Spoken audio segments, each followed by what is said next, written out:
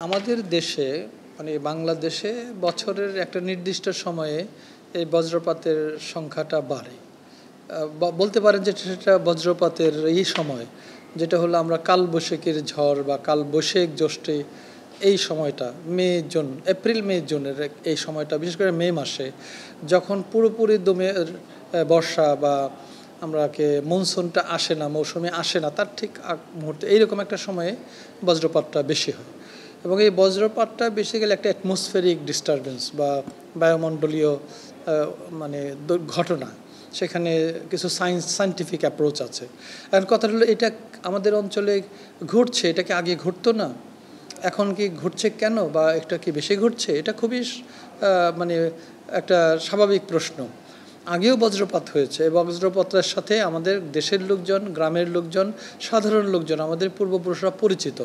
তবে এখন বিশ্বব্যাপী একটা সামগ্রিক পরিবেশ পরিস্থিতির পরিবর্তন হচ্ছে, জলবায়ুগত পরিবর্তন হচ্ছে, বাতাসের জলবায়ুর বিহেভিয়ার পরিবর্তন হচ্ছে। ফলে আমাদের এই ফ্রিকোয়েন্সিটা, এর যে ঘন ঘন পৌনিপনিকতা, যেটা ফ্রিকোয়েন্সিটা আগের চেয়ে বেড়েছে এবং কিছু অংশে তীব্রতাও বেড়েছে। যে তার যে তীব্রতা, both frequency and the strength, এই দুটা বেড়েছে। এখন কথাটা হচ্ছে যে, এবং এটারও কিন্তু একটা অঞ্চল ভিত্তিক আছে। বাংলাদেশের সব জায়গায় যে এইটা ফ্রিকোয়েন্সিটা এত খুব বেশি তা না।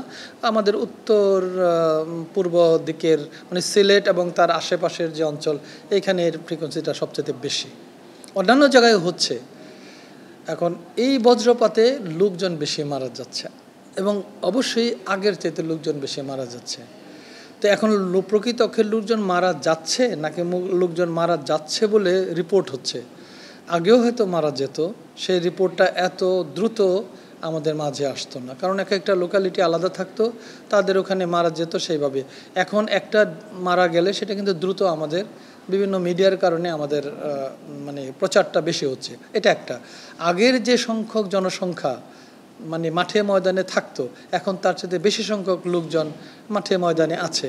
এবং আপনারা জানেন বজ্রপাতে তারাই বেশি মারা যায় যারা একদম ফাঁকা জায়গায় থাকে, কারণ যদি ওখানে কোনো উচ্চ গাছ থাকে বা উচ্চ কোনো কিছু থাকে, তাহলে তাদের নিরাপদ একটা থাকে যে বজ্রপাতের প্রথম আঘাতটা ওইখানে আসবে।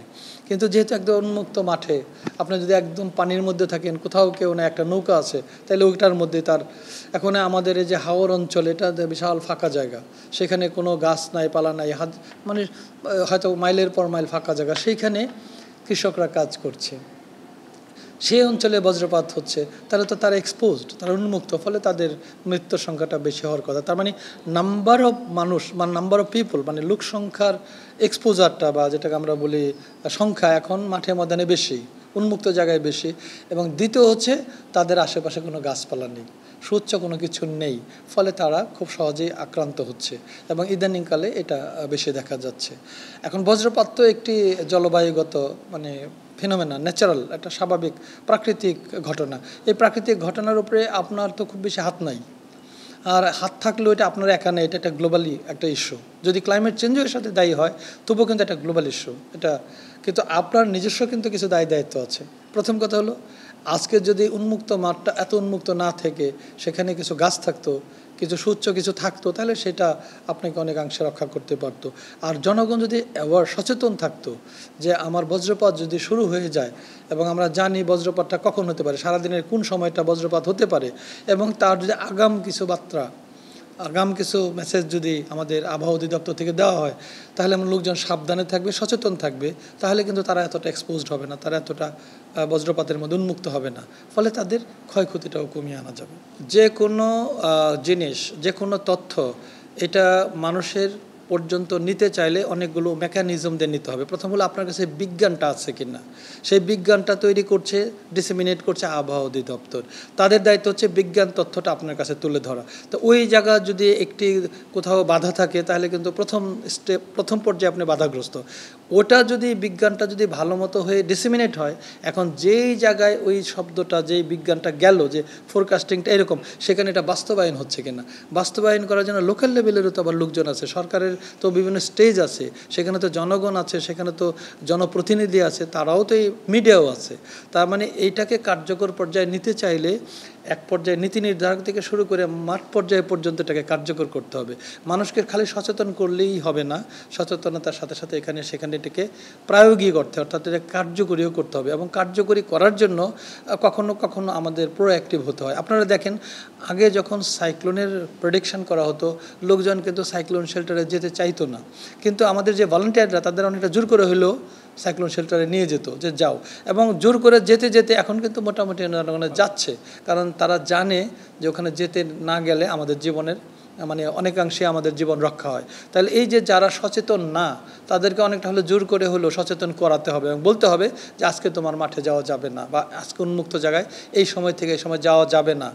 আর এটা তো হঠাৎ করে বজ্রপাত আসবে না, বজ্রপাত তো একটা সিস্টেমের সাথে, সিস্টেম তো আপনি ওয়েদার মানে আবহাওয়া অধিদপ্তর তো দেখতেই পাচ্ছে যে কখন কোন জায়গায় কখন এই মেঘের বজ্রপাত যেখান থেকে আসছে তার সূত্রপাতটা কখন হতে পারে, এটা তো ইজিলি আমাদের প্রেডিকশন করা যায়।